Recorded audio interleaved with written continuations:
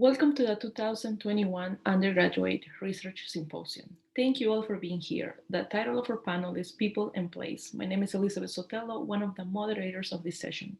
We're all here to honor the work that these undergraduate students have done over the year. As reminders, please make sure you are muted with your video off for the duration of the session. I ask you all to be respectful of each other and the presenters. The Q&A will happen at the end of the session once all presentations are complete. If you have any questions to submit, you may do so in the session chat.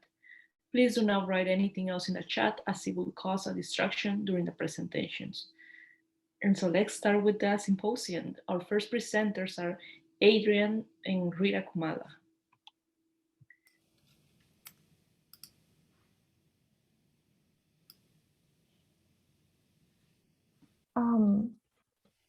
Are we supposed to turn on our Yeah, I'm trying to see if I can change your role to the co-host so you can share your screen. Let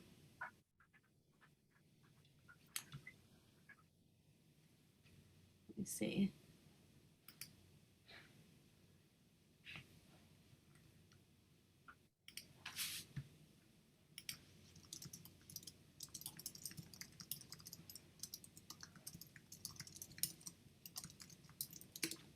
or I can also just share my screen? Do you have that ability? Let's try. I think so. Can you all see my screen? Yes. Okay, great. All right.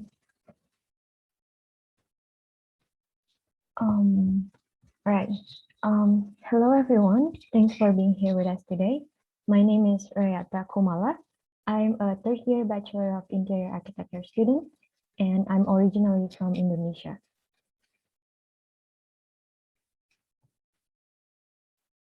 I am here with my partner, Adriann Bechtle.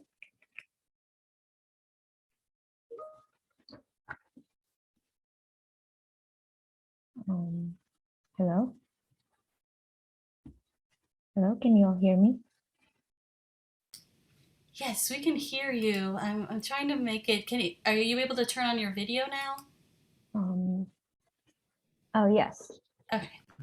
All right. I think I lost my partner. Is yours a joint presentation? She is in the attendees. Yes, I am. I'm collaborating with Adriann Bechtle. All right, there she is.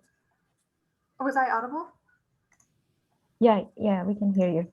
We lost you for a moment.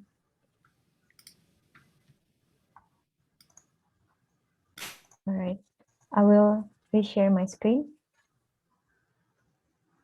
Yeah, I was unmuted. I apologize. I must not have been audible. No worries. All right. Can you all see my screen all right? Yes. All right, cool. All right, sorry about the technical issues.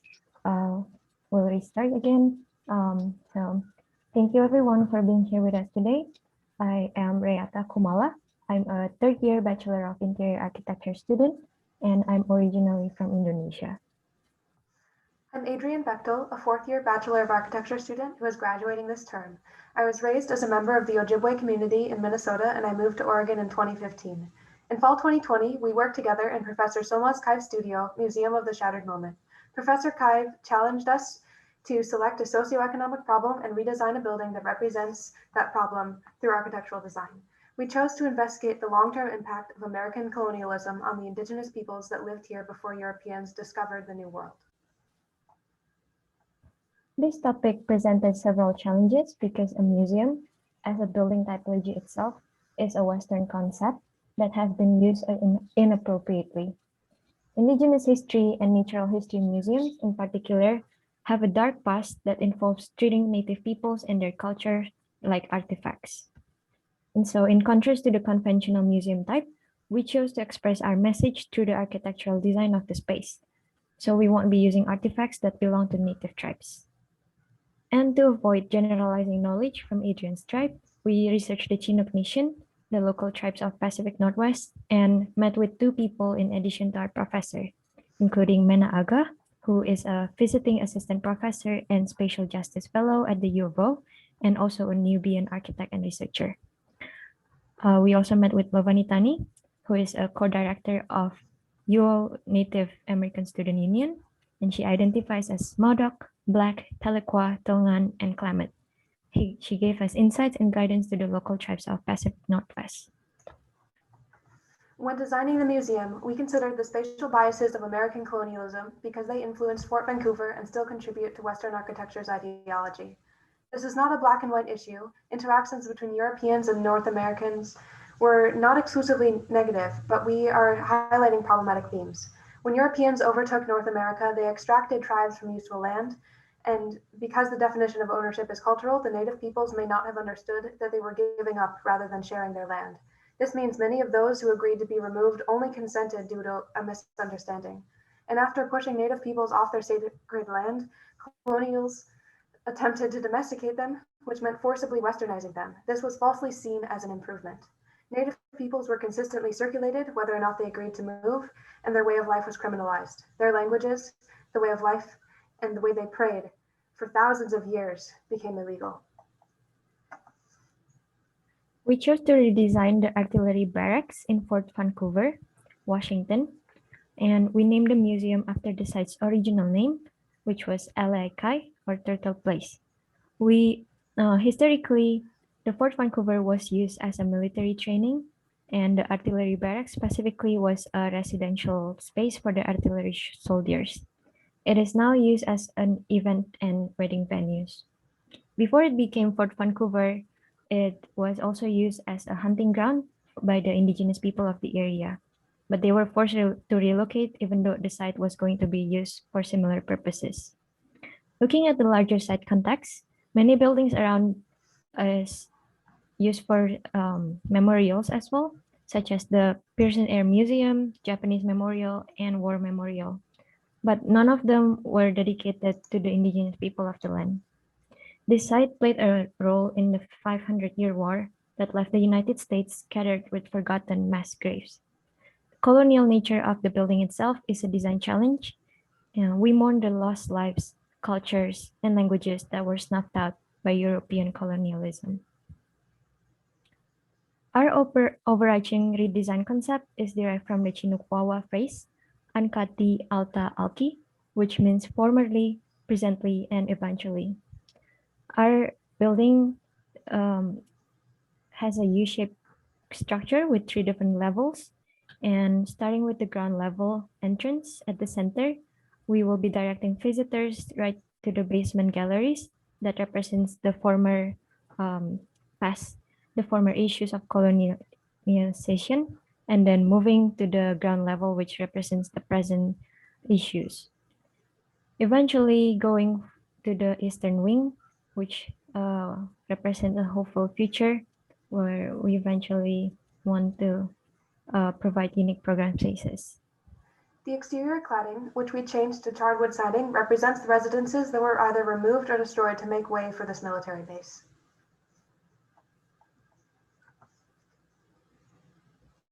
To subvert expectations, the main circulation path begins with a descent into the Genocide and Thievery Gallery, a 9,000 square foot room in the basement that is painted red with overlapping handprints.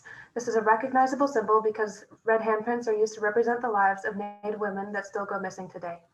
This gallery illustrates the mass death that coincided with the beginning of American colonialism.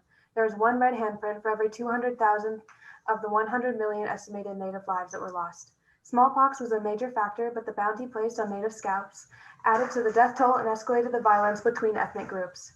During colonization, Native children were taken, assimilated, tortured, and enslaved in boarding schools. Their experiences are often considered another type of death, so each child is represented with a silver handprint, reflecting the ways they were forced to mirror Western traditions. At the end of the gallery, there is Our Side of the Story, an auditory gallery that plays recordings from modern tribe members while projecting an accompanying scene. This is a space for people to sit and listen, like many Native peoples do while their elders tell stories around the fireplace. All recordings and scenes would be approved by local tribes to avoid publicizing sacred tales that aren't meant to be shared. This room is about creating empathy and understanding while learning oral histories through an appropriate medium rather than blocks of text. Visitors ascend from the basement into the ground level galleries. The forced relocation gallery is an experiential gallery that represents the lack of control that Native people has over their lives, especially when they were forced to relocate. The gallery starts from either the stairs or elevators, where visitors will be faced with a wall that immediately pause and forces them to change directions, adding to the experience that they were forced to and have no control over the direction. This gallery features a pressure-sensitive flooring that represents how Native people were being tracked, and it also has a long linear travelator that represents how, as visitors go through it, they have no direction, no control over directions or speed of travel. The border fences represents how Native people were being trapped and killed in sea through the fuse. None of this is close to what Native people experience, but we hope that it delivered the message. And the last set of galleries is the Confronting Stereotypes and Shattered Identity Gallery, which is meant to be educational and reflectional. The Confronting Stereotypes involves highlighting stereotypes that dehumanize Native people, such as this artworks from Wendy Red Star, who is a Native American artist. She uses balloon animals and fake landscaping to highlight how Native people were often romanticized into primitive artifacts in many historical museums. The Damaged Identity Gallery, affecting Native generations, represents, for example, the declining Native languages. So as you go through this tunnel, there's an auditory speaker that tells all the extinct languages, and there are about 65 languages already extinct and 75 near extinction, with only few elders speakers left. Eventually, after going through the galleries, visitors can go into the East Wing, which represents a hopeful future. The Native Artist Market is there for local Native artists who can sell their wares and connect with Fort Vancouver visitors. The entire site preserves the legacy of the Europeans who colonized Alaki, so we are offering a platform to those whose ancestors suffer for the site's construction. The market has strong visual and physical connections to the courtyard patio, which includes rain shelters that are inspired by turtle shells. This encourages gathering and connection between the people who visit the site. Above the Native Artist Market is the Chinook Cultural Center. It is a flexible multi-purpose space that provides a lunch space, a research library, and a classroom. All the furnitures are movable and can be adjusted accordingly to support different types of events and spatial arrangements. This place is intended to be a place for learning and sharing, with goals to preserve the local tribe's culture, traditions, and to promote Native cultural exchanges to others who would like to learn more. And that's about our project. We would like to give our special thanks to Solma Scarf, Mena Aga Lavanitani, Aisha Ball, for their insights and guidance throughout this project. And we would like to thank you all for listening to our presentation. We hope that this presentation provides insights and inspiration to reimagine the future. Thank you so much. Thank you, Rheata and Adriann. Amazing work. Our next set of presenters are Camden, Georgia, Erika, Courtney, and Marianne.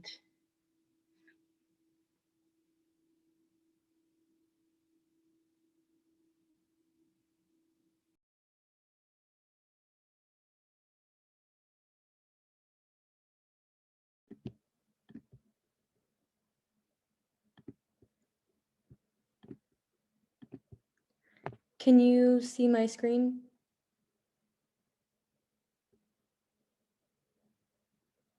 Yeah, we can, Georgia. Awesome. My video isn't working, so I apologize for that. But we are one of 3 teams of the Environmental Leadership Program, And our project specifically focuses on the Holiday Farm wildfire that took place here just a little ways away in the Mackenzie River area. So just to start off, a little bit of background about the fire. So it began on September 7th of 2020, around 7:45 p.m. in the town of Rainbow. A strong, dry wind picked up the initial spark and carried it east, ripping through the towns of Blue River, Nimrod, and Rheata, burning around 324 acres per minute before finally slowing down near Leaberg. Due to the ferocious winds, communication was limited, so many residents in the Mackenzie area were unaware of the fire until it was upon them. The community sprung into action as neighbors helped neighbors to escape the quickly moving flames. Even though there was only one road out and it was in the middle of the night, all residents except for one were found safe.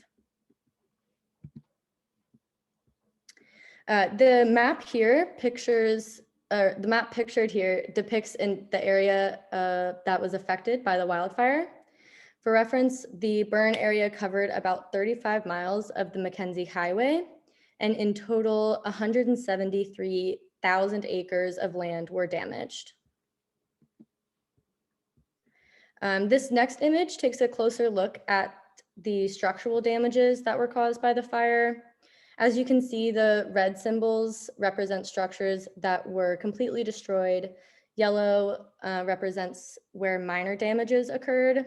The blue symbols are structures that were affected just to some extent, and purple is an unknown amount of damage. So the Holiday Farm Wildfire Oral History Project was a collaboration with the University of Oregon Environmental Leadership Program and the Mackenzie River Trust and the Mackenzie Education Foundation. The Environmental Leadership Program at the University of Oregon focuses on collaborative interdisciplinary service learning, which plays well into the goals of this project. The goal for this Holiday Farm Wildfire Oral History Project was to use interviews with members of the community affected by the fire in order to collect and document the history and perspectives of this event. We interviewed a wide variety of community members, including firefighters, homeowners, people who worked on restoration projects, and a host of other community members. This project was fueled not only by the Environmental Leadership Program and our community partners, but also by the community affected by the fire. They wanted to be able to tell their stories and have the history of this event be recorded and preserved. With this event happening during the COVID-19 global pandemic, the need for connection and discussion among community members was even more necessary. So as Erika was saying, something that is really unique about the ELP program is that we get to pair with community partners, and our class is centered on service learning. And so for this project in particular, the ELP partnered with the Mackenzie Education Foundation and the Mackenzie River Trust, who are both central pillars of the Mackenzie River community, and they have served as central institutions in the rebuilding process following the Holiday Farm fire. The Mackenzie Education Foundation is a board of individuals that supports the Mackenzie River Community School, which is a very important pillar of the Mackenzie community, and the Mackenzie River Trust is a nonprofit that is dedicated to protect habitation and land in the Mackenzie Basin, and the Mackenzie River provides Eugene with its drinking water. So very important.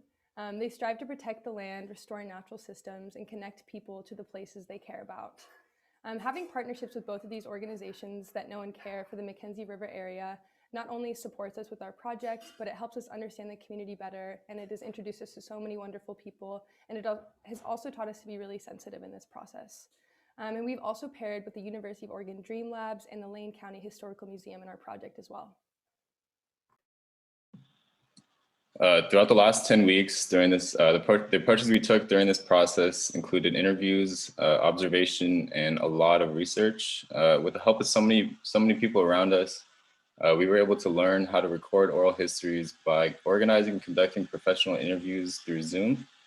In addition to the interviews, a few of us were actually given the opportunity to visit some of these people or some of the community members in person and take photographs and just witness some of the locations of some of these stories. And from our research and analysis of our interviews, we then assessed these oral histories, looking for any sort of patterns or intersections between the narratives of our stories. And then we we learned how to integrate these findings into an interactive web map that each individual member of the team designed and created based on the interviews that we conducted. And we felt that the story maps allowed our project to cover a variety of the different themes, like the connection to place that Courtney will actually elaborate more on.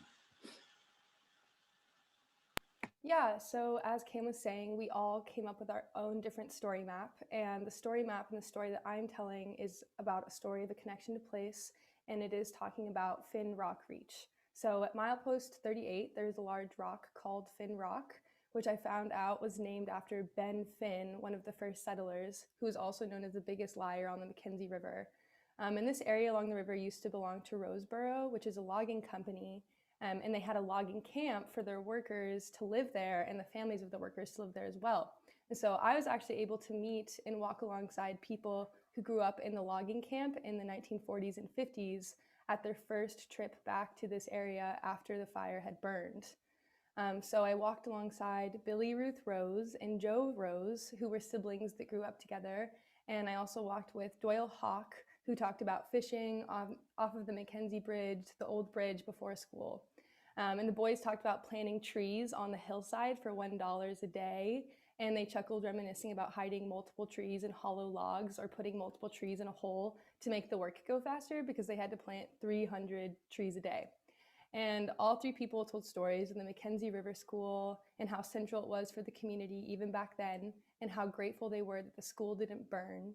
And even though they don't live on this land now, presently, the three people I walked with at Finn Rock were deeply saddened about seeing the area where they grew up burned so severely. But they all held hope that the area would regrow and rebound under the stewardship of the Mackenzie River Trust, one of our community partners, who actually bought this area in 2005. And so they have helped create this area so that it can serve as an important place in the Mackenzie community with a rich history. And they help steward trips back to the area and restore it so that the public and the people that used to live there can enjoy it. And I'm hoping to tell the story of this place and preserve the rich history and really talk about more of how the Holiday Farm fire now plays into that history.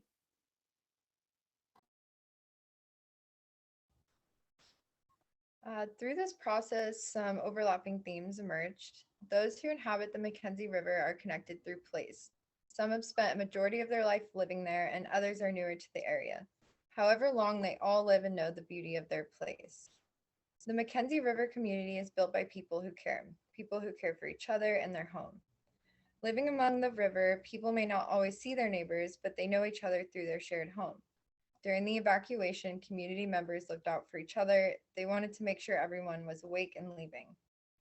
This is a community that lived through an unimaginable event, and yet they still remain strong. They together and individually lived through a traumatic event and know firsthand what that experience was like. They recognize the communication barriers that occurred due to loss of power and the uncertainty caused by the erratic behavior of this wildfire. They know what it feels like to just go, the bodily call to action. Many lost their physical homes and belongings. Some mourned the loss of their pets, their furry family members. They lost a community member. The immediate support and strength that followed this tragedy is something that we can all learn from. The community came together and supported each other however they could, with whatever they had or could offer. The support was rooted locally and stemmed outwards with the help from community support networks, as well as larger agencies. The Mackenzie River communities know firsthand what it means to be resilient. The people and the plants continue to move forward. Fire causes mass destruction, but it also births life, opportunity for new life within the community and the ecosystem. Fire reseeds forests and communities. Time is the force that creates these transitions. The Mackenzie River community needs time to heal and time to grow. Interdependency is something our team became quite familiar with over the past 9 weeks. Independently and collaboratively, we learned how to be adaptable and work together under ever-changing life circumstances and participation styles.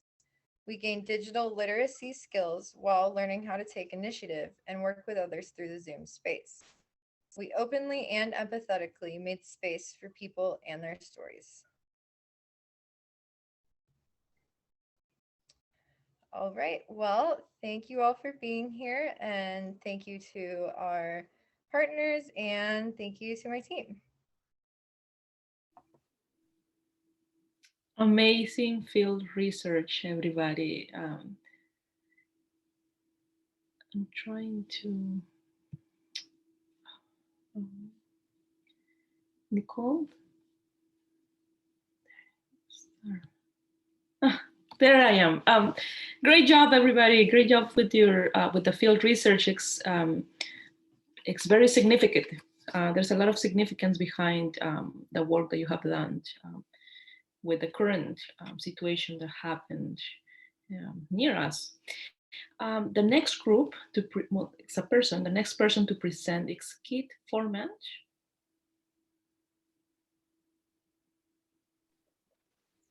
Perfect.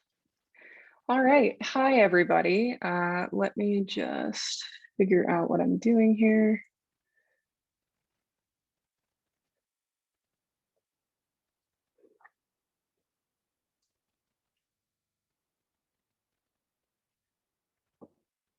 Okay.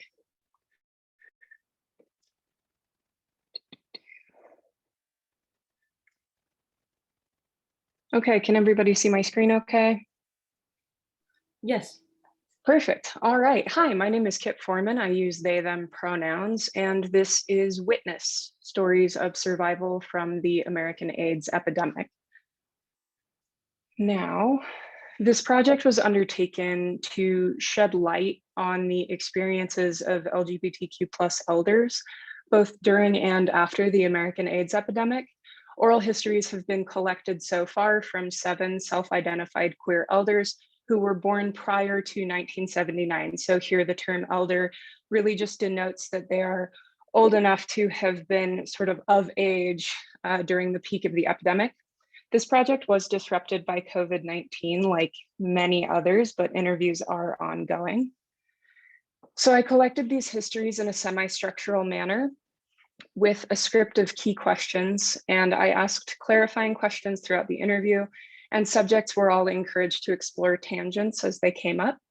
They were made aware of their right to take breaks as needed, as well as their right to end the session at any time for any reason. All of the subjects detailed here saw the interviews through to the end. Because of my limited time frame for presenting rather than a deep dive into each respondent's story, I'm going to address common themes noted throughout the interviews. So here's a very brief introduction to my respondents. All names and identifying details have been changed.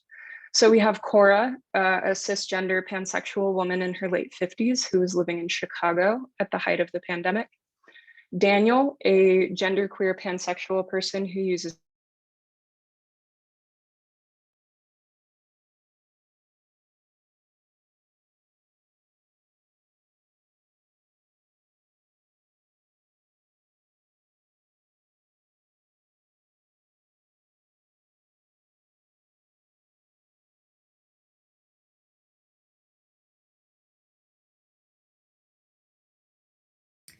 I think we just lost sound. I'm not sure if it's. Yes, I cannot hear. I cannot hear Kit.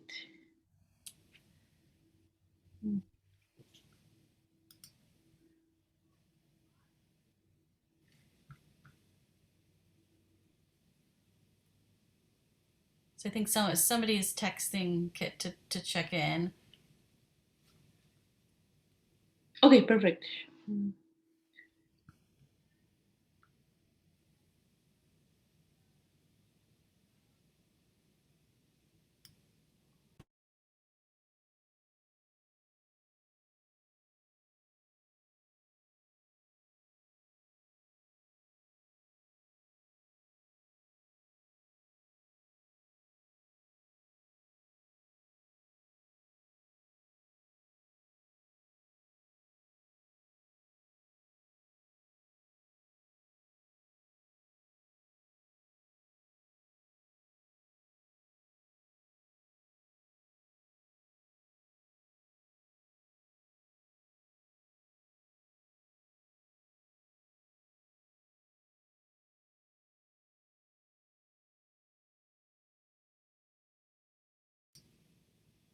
Elizabeth, I'm wondering if we should maybe move on to the next presentation and then come back to Kit if they're able to get back on.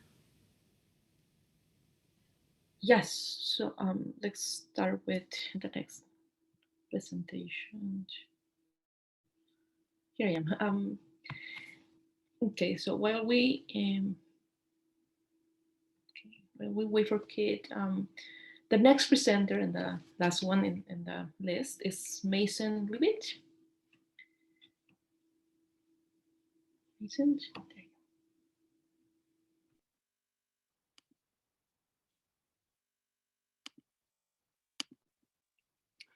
All right, can we see my screen?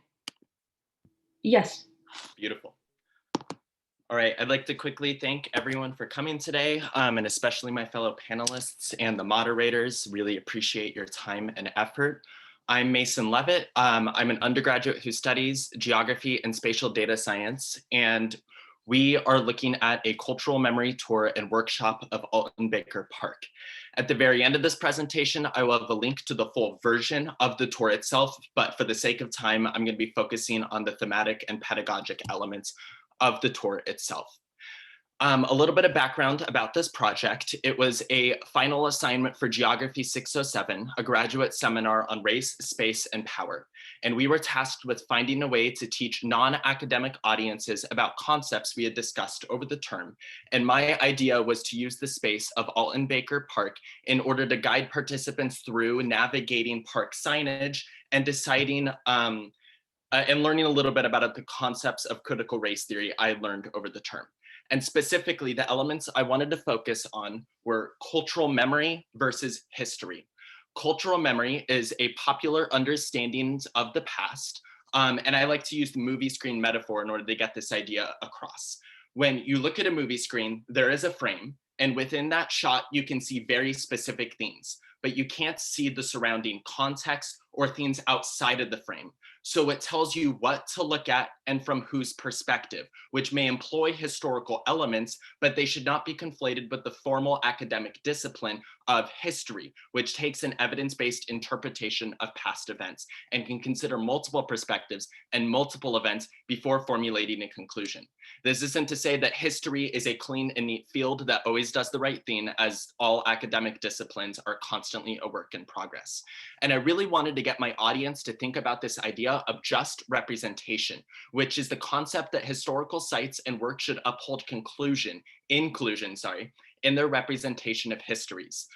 So I really wanted to get them to ask critical questions about the way the park signage was narrated. And we would be using multiple examples like the one you see in front of you. This one specifically details the Kalapuya history, and it looks at a few tribal practices. And at the very bottom, it attempts to explain how the Kalapuya tribe moved from the Eugene Springfield area to the Grand Ronde Reservation. And I don't have time to get into all the problematic elements of this sign, but I think the most important things that I would really want to work with my audience members on is first dissecting whether or not they think this is a cultural memory or an accurate representation of history. And after working with them on what they think their ideas are, I want to provide some contrasting information that might enhance their knowledge so that they can come to their own conclusions. I think one of the most important parts about this sign is the fact that it makes tribes look like they willingly moved to the Grand Ronde Reservation and signed this treaty out of their own free volition, which I don't think acknowledges the structuralized violence, the threat of massacres, and the constant threat of extermination that tribes were actually facing at the time. And so I really want to get my audience members to work with why they might view this as history versus a cultural memory that is detailing a specific perspective.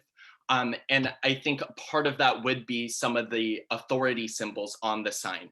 And I really want to get my audience to toy with this idea: does authority equal accuracy? And we would continue to do this by moving on to a few other sites. And I think that this site in particular has one of the stronger elements that might get my audience members to think a little bit differently. For those of you who don't know, Alton Baker Park used to be a toxic dump site for municipal garbage unrefined oils, and wood polish. And it is actually likely an environmental crisis and a Superfund site, but the state of Oregon is refusing to test for it. None of this would be known to anyone who visits the park because there are no park signs that detail this history and this reality of the space that we're sitting in. So although we are sitting 6 inches of topsoil above a ton of rotting garbage, we would never know it. And I think this disconnect is a really good vehicle for getting participants to understand that just because there are signs narrating a space in a specific way does not mean that that is accurate. So for example, there are signs all over the park which detail exactly that the nature found in this space is the same as the one settlers found 200 years ago upon arriving to Eugene. And I think that this contradiction is really strong with the way that the space actually exists. And I really want my audience members to work with me in terms of figuring out why might this be the case? Why might, the state of Oregon or Eugene Parks or the city of Eugene not want to acknowledge an environmental crisis? How also may they not want to acknowledge that their city is founded upon structuralized violence, genocide, and the forced removal of Native peoples, and covering those up with signs that may look like it was of their own free volition and of their choice. And I really want to get my audience members to, again, critically think about how they would justly represent historical events in a more inclusive way within the landscape of our parks. And again, Toy, like there are so many other pedagogic elements all across the sites. There are these rocks which have native words on them, which were actually pushed to be constructed by tribal members, but I think it's a really complicated theme. So how do we allow this inclusivity without using it as a means to cover up settler colonialism and the violent structures that were included in that process? And I think one of the strongest elements and examples through which to get my audience to understand these elements of power and how they shape the race, space, and inclusion of our public areas is the Brockett Family Education Center, which upon traveling through it details about 30 markers of largely white men, except outside of 3 white women and Martin Luther King Jr. and Barack Obama, and talks about how they contributed towards this idea of peace. And it was originally founded around the idea of a local educator who wanted people to see American role models that stood for peace instead of war, which I honestly find ironic, given that not all of them won Nobel Peace Prizes, and a lot of them were intimately involved in war crimes as well. But I would really want to get my audience to think like critical geographers in this case and go, what is the Brockett Family Education Center doing to convey a certain tone in the park itself? What is it trying to make it look like Eugene values? What is it trying to do to the park and the tone it gives? And I think after dissecting a little bit of this, contrasting this with the fact that the Brockett Family Education Center, what you can see on my screen right now, actually coincides exactly where Eugene's first Black neighborhood was located, all around this commercial center south of the Ferry Street Bridge. And that community existed up until the 1950s when the residents were forcibly removed and they were not given time to collect their possessions before their homes were bulldozed right in front of them. And I really want my audience members to grapple with this idea of why isn't there a sign that acknowledges this? Why would there be signs that instead show white American presidents instead of the actual historical events that occurred over the space we are standing in right now? How might power have shaped the historical narration of that space, and what sort of signs get presented to the public? Is this narrative excluding certain perspectives at the expense of some people and at the benefit of others? And I really think that this would be a really great opportunity to allow a number of conversations to unfold about critical race theory concepts that, while I have an opportunity to study in college, a lot of my audience members from more lay backgrounds would not have the opportunity to study. And so again, there's a little bit more information on the tour itself. It's the simple link right here. If you all want to go and check it out in your spare time, feel free to take a screenshot of this. But I think this demonstrates a concrete example of how to bridge the gap between academia and popular education. Thank you. Brilliant work, Mason. The research that you're bringing into the table is controversial, but also brilliant, you know, and we can always talk about it in the Q&A too. Kit, should we continue? Yes. Yes. Hello. Okay, Sorry, I don't know what happened there. We can hear you. That's a good thing. Good. So. Okay, perfect. Let me.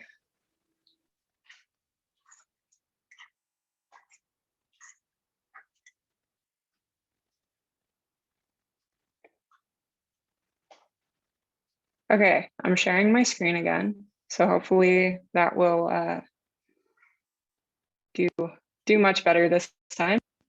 Fingers crossed. Oh my goodness. Oh, shoot.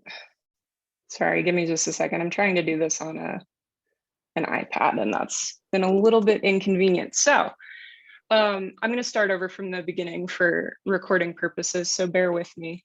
So my name is Kit Foreman. I use they, them pronouns, and this is Witness, Stories of Survival from the American AIDS Epidemic. This project was undertaken to shed light on the experiences of LGBTQ+ elders during and after the American HIV/AIDS epidemic. Oral histories have been collected from 7 self-identified queer elders who were born prior to 1979. This project was disrupted by COVID-19, but interviews are ongoing. So the oral histories were collected in a semi-structural manner with a script of key questions. Clarifying questions were asked throughout the interview, and subjects were encouraged to explore tangents as they came up. They were aware of their right to take breaks as needed, as well as their right to end the session at any time for any reason. All subjects detailed in this presentation saw the interview through to the end. Because of my limited time frame to present, rather than a deep dive into each respondent's story, I will be addressing common themes that I noted throughout the interviews. So this is a very brief introduction to our respondents. All names have been changed, all identifying information has been changed. So Cora is a cisgender pansexual woman in her late 50s who was living in Chicago at the height of the pandemic. Daniel is a genderqueer pansexual person who uses he, him pronouns in his early 50s, who is living in Salt Lake City and was raised Mormon. Chris is a genderqueer person in their mid-60s who self-describes as polymorphous perverse. Chris divided their time between Salt Lake City and the San Francisco Bay Area. Bill is a cisgender gay man in his early 80s who was living in Minneapolis at the height of the crisis. He was deeply closeted and married to a woman throughout that time. Ryan is a cisgender gay man in his mid-50s who was out and living in the Castro district of San Francisco.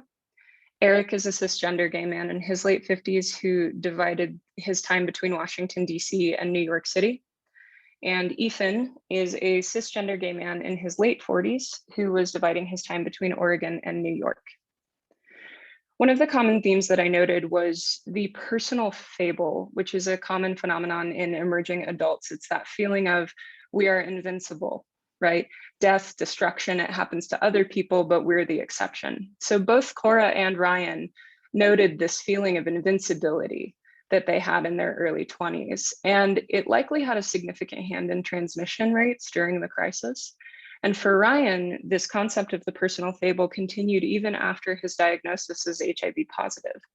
He said, I was an athlete and I was quite healthy and everything like that. And so I didn't think much of it until I almost died of AIDS in 1996. And Cora made the comment, I think when you're in your 20s, there's a sense that you're going to live forever. I was in a little bit of a see, you don't want me, somebody else does kind of a mood. Another common theme was obituaries. This kept coming up in different interviews. So Cora, Ryan, and Bill all brought up the large number of obituaries featuring young men without causes of death listed or with non-specific cancer listed as the cause. Ryan mentioned a weekly newspaper called the Bay Area Review, or the BAR, and he said that during the height of the crisis, literally pages would be dedicated to people's obituaries. Bill and Cora both made the observation that scores of obituaries of young people no longer listed the cause of death or listed that non-specific cancer. Cora stated, when I reel back in my mind, the things that stood out for me, it was the false obituaries, the hush hush about it. Another common theme was anger at former President Reagan and his cabinet. Ryan made the comment that President Reagan couldn't even utter the word AIDS. Bill said that President Reagan had not been very interested in giving much money to research. He said, "I was angry that the government would deny research into any medical problem." Daniel noted that the president never really addressed it openly until the 90s. He said, "I never heard any local politicians ever talk about it because, you know, Utah." And Cora said, there was a tremendous amount of disappointment and rage about the lack of government intervention because it felt like people were dying alone. They were stigmatized, they weren't getting proper care. And Cora said this, which really stood out to me. When it became famous people and white people, it was like, we have to deal with this. But when it was affecting people on the fringes, it was like, well, let's just let it run its course, which is horrifying. There are so many pieces of that story as I reflect on it that just make me want to curl up in a fetal position and howl. So along those lines of anger and grief, the majority of my respondents still carry a significant amount of anger and grief from the epidemic. In Blair's Plague Doctors in the HIV/AIDS Epidemic from 2016, he discussed that the psychological aspects of the crisis were largely overlooked. And he posits that this is because the physical aspects of the disease were so horrifying, but the entire queer community went through a massive period of significant loss and heavy grieving. And research has also shown that in HIV positive populations during the crisis, friends were more likely than family to provide caretaking functions. These caretakers now make up the bulk of my research subjects. So none of my subjects felt that the needs of the queer community were appropriately addressed at the time of the crisis. And this seems to be where the majority of that ongoing anger stems from, the idea that the government chose to stand back and do nothing while gay and Black people were dying in droves, stepping in only when straight, white, middle-class people began to die. And as Rosenfeld, Bartlam, and Smith discuss in Out of the Closet and Into the Trenches, the disproportionately high volume of AIDS deaths among gay men aged 25 to 44 years created a cohort effect, decimating their social networks and shaping their personal and social lives during the epidemic throughout their life course and into later years. So I'm going to leave you with this, which is the cohort effect in action. This was something that Eric said. I was deeply closeted. Most of the guys that I know from that time who survived were deep in the closet. Unfortunately, most of the guys that were out are dead. I know very few people who graduated my years of high school and college. I know very few people I can count on my hand who were my true peers. Most of my friends afterwards were 3 to 4 years younger. That's what I have. Thank you.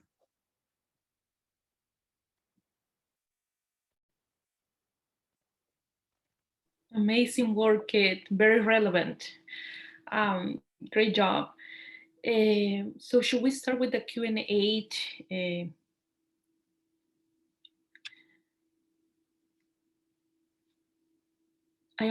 Nicole, I am unable to see. I cannot minimize the whole screen. So I'm unable to see any Q&A. I cannot even. Oh, you can't see the Q&A? I see nothing under. I'm not sure if it's because I am a host, co-host. Yeah, let me. The whole screen basically doesn't allow me to navigate through my computer at all. Do you see it now? No. Because I just made you a host. Exit full screen. I am unable to exit the full screen.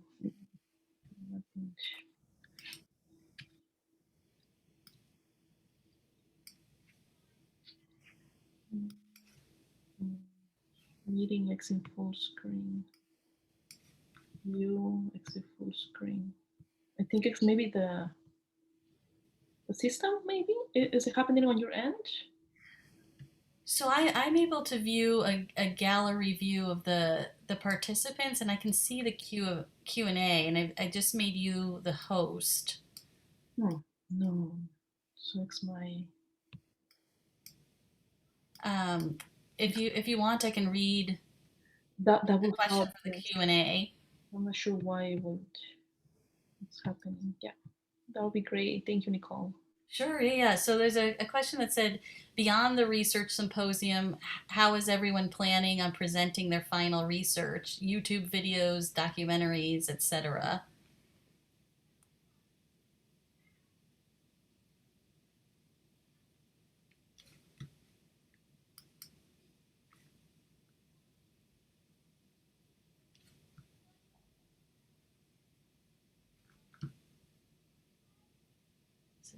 So Eric, are you able to unmute yourself? Or if not, I'll... Yeah, I was just going to say for the Oregon Holiday Farm Wildfire Project, we will be using story maps online, and each participant in our group is creating their own story map to kind of present the information that we learned about in our interviews.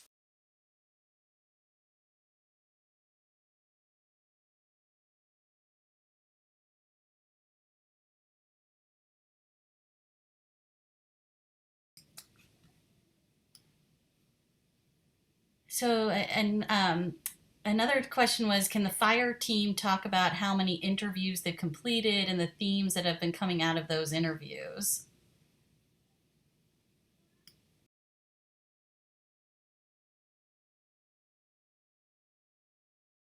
Yeah, so I know that myself, I've completed 3 and I'm trying to schedule either 1 or 2 more, we'll see.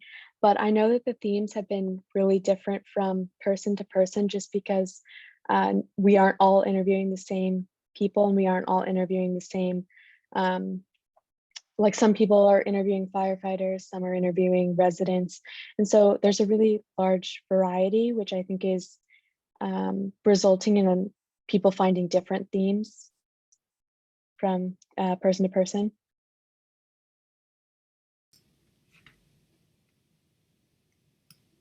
Great, thank you. Another just kind of comment about loving how the presentations link together and how relevant and important they are in today's conversations. Just sort of sending kudos.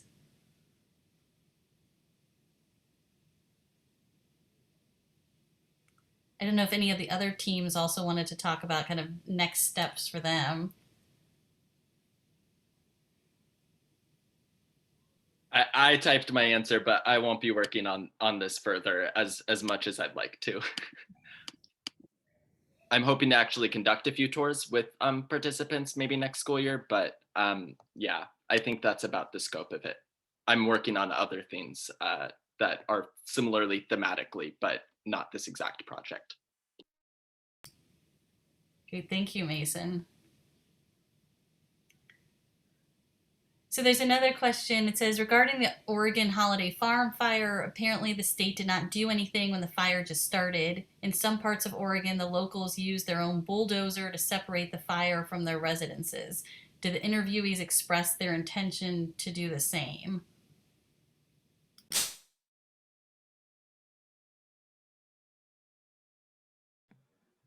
I can answer that one in a sense. One of my interviews that I conducted was with the head of the tree removal process that was implemented for the restoration of the fire. And basically he was saying that a lot of what was happening was, like the question said, was where the locals taking action, and that a lot of the kind of responses to the fire were more neighbors doing what they can to protect other neighbors, and of course their residency as well.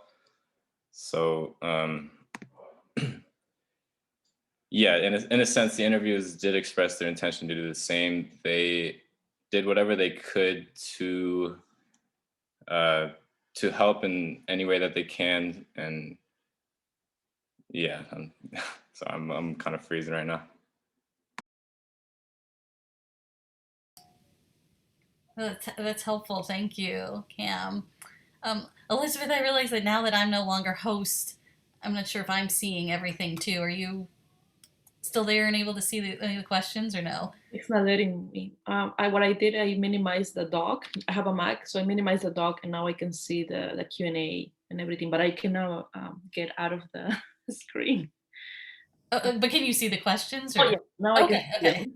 them. So maybe I can help you out now that great. So the second question is Mira Haverda. I had a question for Kate. Were there any themes, narratives, or excerpts that stuck out to you that weren't a part of the presentation? Kate? Yes, I'm turning on my video so that you can see my research partner sitting on my shoulder here. There was a lot that I didn't include in this presentation just to stay within that kind of 9-minute time limit. One thing that I didn't mention that's really interesting to me is that 4 of my respondents are actually coupled together, and they're couples with significant age gaps in their relationships. And so it was really interesting to talk to them separately and to hear the differences in their experiences. So one of my respondents first heard about AIDS when he was in 5th grade, when kind of the big, I think it was the big Time article came out. And then his eventual partner was in late high school at the time or early college and read the same article. And so it was interesting to hear their different perspectives on that same article. A lot of the same kind of resources came up. A lot of people talked about ACT UP. A lot of people talked about the marches on Washington. There were 2 separate marches on Washington. There were so many themes, and by the time I finished this group of interviews, COVID had touched down in the United States. And so my last 4 respondents all brought up the similarities between the way the government initially responded to HIV/AIDS and the way it looked like the government was going to respond to COVID. So. Great. Does anybody have any more questions?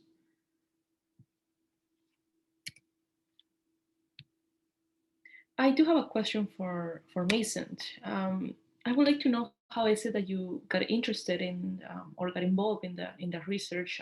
Yes, you did mention how it became part of a class that you took, but how is it that you were able to get into that topic itself? Because you talk a little bit about race, the history behind the current mystery or hidden history behind the place. But how is it that you got involved? How is it that it became to you as an interest for this research? Last spring, first term online, I took a class with Dr. Laura Polito on nationalism and geography, and we focused a lot on white nationalism in the geographical region of Oregon. And we ended up looking at Oregon Travel Information Council highway historical markers as part of the class. And at the end of it, she said, I really actually want to do this research project. Are there any people who would be interested in doing it with me? And I unknowingly kind of signed up for a whole qualitative coding research process. And we looked at 150 highway historical markers across the state and tried to answer the research question, do they acknowledge white supremacy in the state's founding?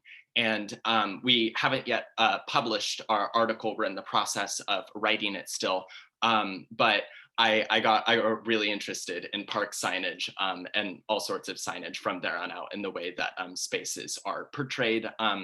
And a lot of the background reading I did involved in that project helped me give me direction in terms of Alton Baker Park and look for more relevant and more local literature. Thank you for your answer. When I was hearing your presentation, I couldn't stop thinking about, yes, who are the locals that live around the park, but also the pollutions that we have with other places, especially J.H. Baxter, with the air pollution, and it's a current topic that, that is out there. But thank you for your response. I'm not sure if there are any other people that have more questions, or maybe the presenters have questions for the others.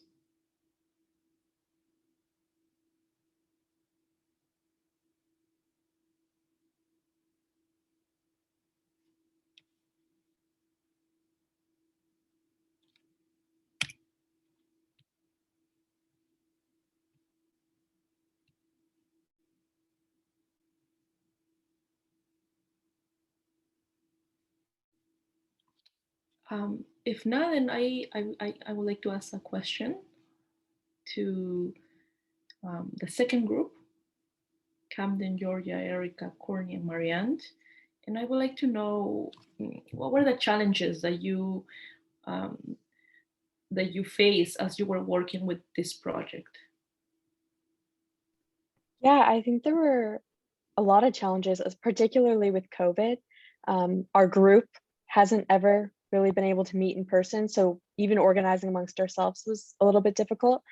And I would say organizing the interviews themselves were also difficult, just because using Zoom, not everyone is familiar, and organizing times to set up Zoom, things like that could be difficult, as well as transcribing the interviews themselves, because you want to make sure that the content of the interviews is secure. And so I would say that was also a little bit difficult to handle, but I would say that we're doing our best, and the products that we're getting out of this project have been really great so far, and I look forward to seeing how they end up.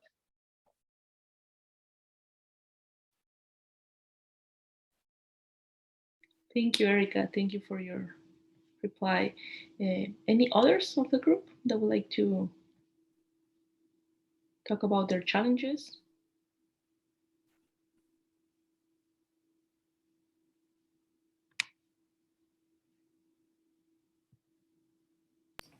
We also, sorry, I didn't want to cut anyone off there. We also had some challenges. We weren't able to meet either. And during this time, Rheata was actually across the world in Indonesia, and we had to meet when it was really the middle of the night for her during class time. And we also had to arrange times to meet with people of the local tribes to understand what the differences are and the nuances between different communities, and how American colonialism affected people then and now. And we also wanted to investigate how COVID was impacting the tribes, but we couldn't really tie that into our architectural design. Thank you, Adriann. Thank you. Yeah, I was actually going to ask, because I don't think we heard from Adriann and Rheata about what their next steps are with their project. I was curious.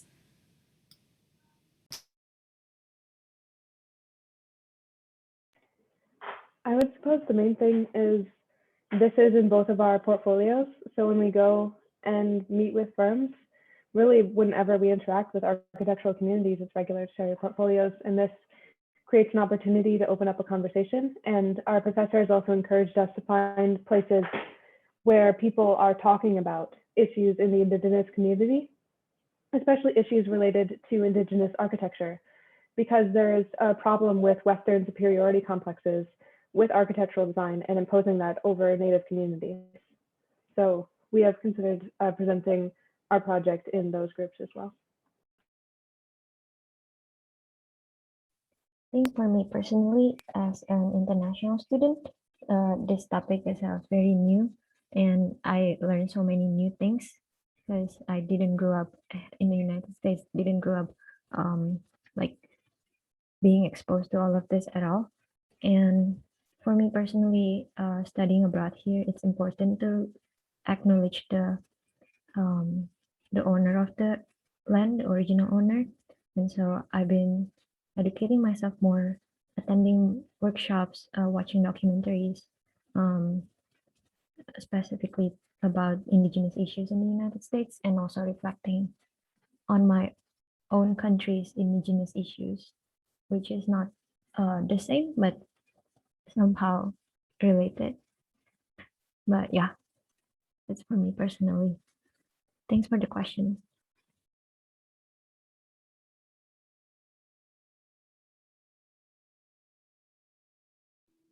Keith, I am not sure if you mentioned it as I was having a little bit of trouble with my Zoom, but the testimonies that you have, that you collected, that you integrated into your presentation, what are you planning to do with them specifically in the future as you go on with your education, or maybe That's because they are very valuable. As I was reading them, you have access to the people. You make connections already with them, and so what is it that you would like to do or see or maybe publish or? That's a great question. I kind of got started on this because when I was a teenager, I did a lot of wondering about why I didn't know any gay people my parents' age, because the AIDS epidemic wasn't taught in schools, and I didn't even hear about it until I think late high school. And so the realization that we don't have queer elders because more than half of them were killed by a pandemic was like a huge life-changing realization for me. Originally, when I started doing these interviews, it wasn't supposed to be an oral history project. I wanted to examine the ongoing mental health effects of the AIDS epidemic, but I realized that it was so much more than I had thought it was. And so for a while, I kicked around the idea of a book, like publishing all of the interviews in a book. And then I decided that what I want to do, and I'm already working on it, I want to do a play in the style of the Tectonic Theater Company, with direct quotes from the interviews. So I won't write anything. It's all going to be pulled out of the interviews and woven together into a narrative. And I think that that's probably the most effective way to make sure that these stories get told. So that's my plan. And are heard too, correct? It's more, what you're saying, it's more like a testimonial chronicle that you would like to do, in that sense. Thank you for that. Thank you for your work. Anybody else that would like to ask? Oh, there's one. We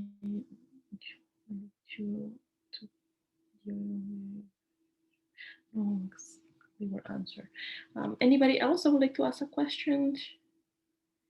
Or maybe write it on the Q&A chat.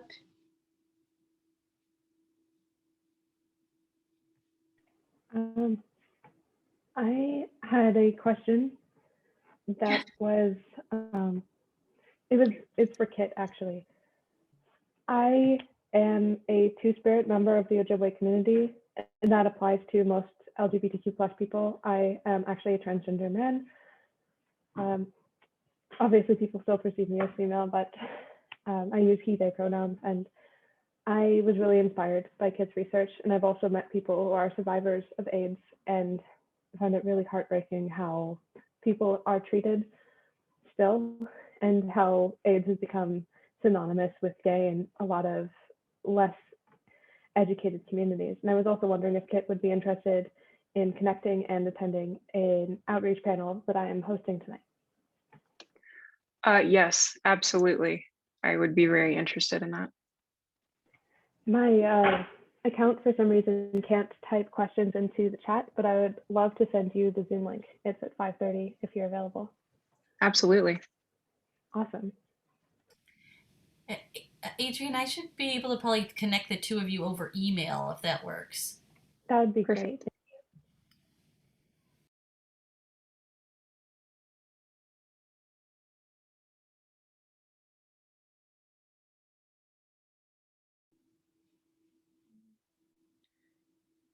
Anybody else has a question, comment regarding one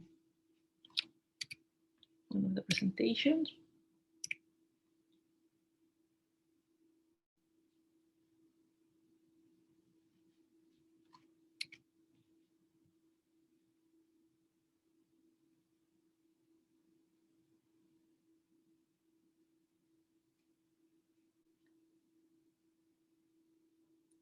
Camp, I have a question for you, and I would like to hear your opinion regarding this.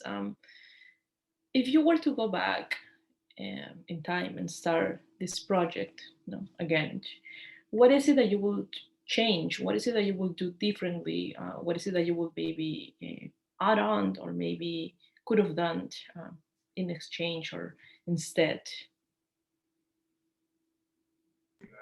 I think if I were to change anything about this project, I would want more time to complete it, because another one of the challenges that we faced were time constraints, and we had to learn and take in and also do a lot in the last 10 weeks, and it seemed like a lot of the work that we did was kind of rushed in a sense, so it wasn't maybe as meaningful, and like it wasn't as meaningful as it could have been, I guess. And like the projects that we are completing, I feel like we could have, if we had a lot more time to complete them and like conduct the interviews and everything, that we'd be in a lot better position, I guess. So that's definitely one thing. I understand. Thank you, Cam, for your response. Nicole, going also with the question that I asked Cam, how is it that you would maybe change, or what is it that you would, if you were to go back, in time, what is it that you would maybe implement, or maybe could have done, taking in consideration what also Cam said, the context that we are living into. And if you can also maybe explain a little bit more about the challenges that you also face along with the project.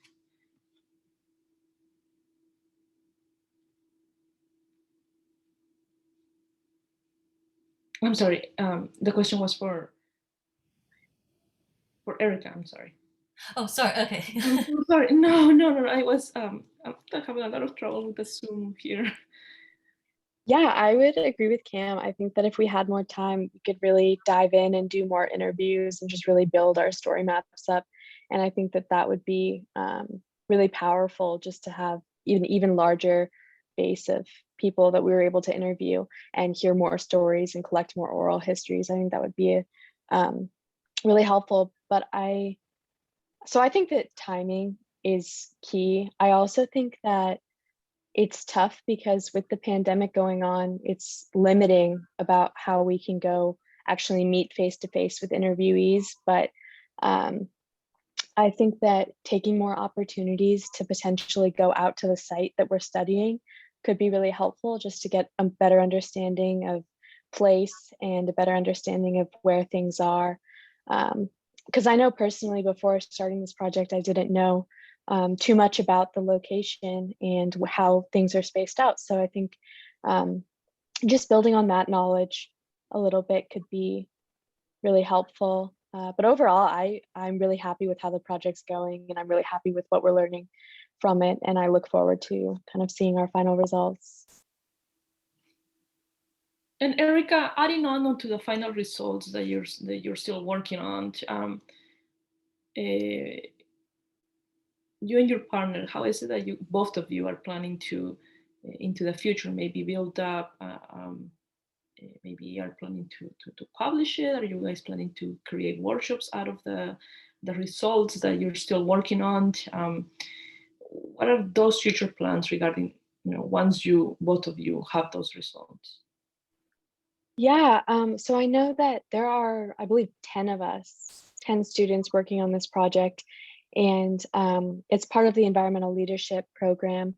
And I think that the results from our project are going to be preserved, but I don't think personally I have plans to build on it, just because I am about to be graduating.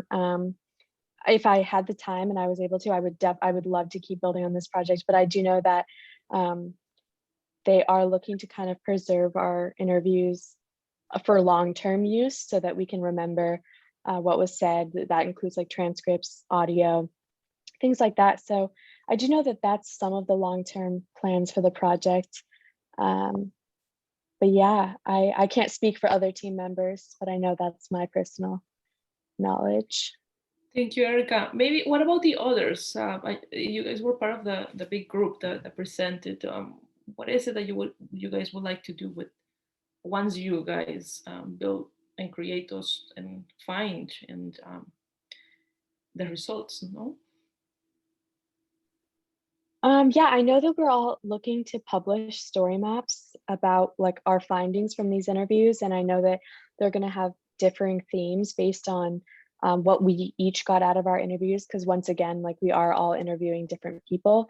But I think the kind of goal and takeaway from this is I think people are looking to kind of understand better what people's perspectives were and kind of remember this historical event and this wildfire, and make sure to kind of document this so that it's not forgotten in the long term and that people remember what happened in the Holiday Farm wildfire. Again, I can't speak for what my team members are planning to do after the project is finished, but I know that preserving our interviews and data is definitely something that we will be doing. Thank you, Erika. Thank you for answering again the question. And maybe I would like to hear from the others too, from the rest of the group. The interviews, you know, and this question too, Erika mentioned about preserving, you know, making a memory out of these testimonies of the interviews. But I would like to know how is it that, I would like to know a little bit more about the interviews themselves regarding when the interviews were done, or the interviews that you guys are still planning probably to do. How is it that you guys are integrating gender, race, class into who is the people that is being interviewed? Are you guys taking those facts into consideration? Are you guys integrating those facts into your research project, the results, the body of the project? How are those three categories playing a role, or are they not playing a role? So I would like to know a little bit more about the from the rest of the group. From our group, so I would just say that I know the way that we were finding people to interview was through sending out kind of a forum, a survey, asking people about their interest to participate. And I know that we were also using Zoom, which does require internet access and a computer. So again, those could be limiting factors on who is able to participate and who isn't. But I know that, at least from my understanding, we were just looking to interview anyone we possibly could, anyone who was interested. We just wanted to get to hear their stories. So those were factors that we should definitely consider more in the future and in future research. Yes, it's very, thank you, Erika, because it does explain that, you know, who has access to Zoom, who has access to internet, who doesn't, right, at the moment of the interview. And so, yes, it's very true what you're saying. And so, but like you said, it's also great to take those three facts into consideration, no? Because the experiences that one person has are not the same experiences that maybe another person or another collective group of people could have had at the moments of the fires, how they dealt afterwards with the fires too. And so that changes a little bit of, you know, of the whole research too, you know, on how one was able to navigate the after effects of the fires, and how another one wasn't, or had trouble, or facts.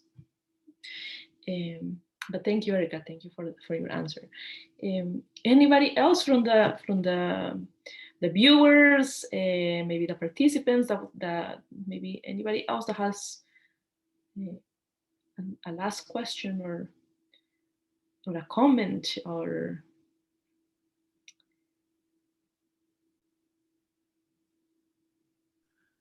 Quickly, I'd just like to say, Adrianna and Rheata, I really appreciated the location of the proposed museum that y'all had. It was really interesting because that was one of the locations of the Oregon Highway historical markers that we looked at. And so I thought it was interesting that you all selected a place of already high visibility and places where these states want drivers to go to and have a specific understanding of those spaces. So I just think the level of disruption that you are seeking to place in those types of narratives with the museum was really effective in terms of not just the location, but also the methodology and I just really appreciated the thinking and the elaboration behind those decisions and what specifically was trying to be accomplished. I thought it was really thoroughly thought out and really, really well done. Thank you. Thank you. I really appreciate that. We did struggle a lot with how to approach this topic. Firstly, what site to choose, and secondly, how do we challenge American colonialism with an American colonial building without completely destroying it? Because what I have noticed in my community and in other tribes is that destroying what has already been built and done is not the solution, but repurposing it and celebrating the cultures that existed before colonialism is a better solution because it creates less destruction and instead fosters healing.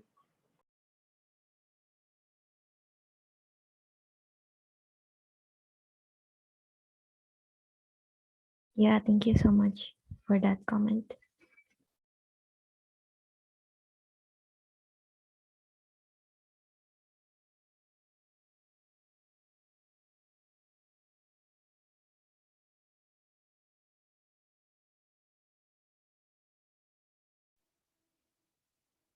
Great.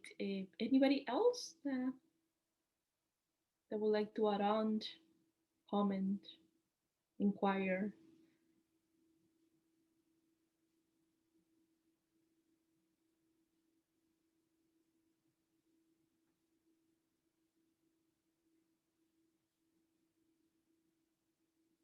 Nicole? I'll just kind of echo what was said earlier to say that I thought everybody did a really great job with their presentation, and it was just really fascinating to get to learn about these different projects, which are very different from what I study, and so just very enjoyable to see. Yes, I agree with you. All of them were amazing, provocative, too critical, and your project, your work reflects the time that you put in out there. The hours that you spend collaborating with each other, writing down the results, and it was amazing to see such a diverse group today. And so if no one else has a question, we would like to applaud the presenters for their work, for everything that they did, for their timing, and for being here. They did it. They finally did it. You guys presented your research, and so you guys should be very proud of yourselves.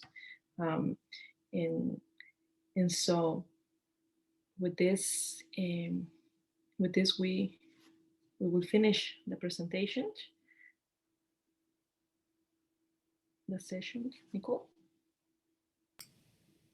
Yes, so I think that since you're the host now, I don't know if you stop recording or if there's a way to end the webinar. Stop cloud recording.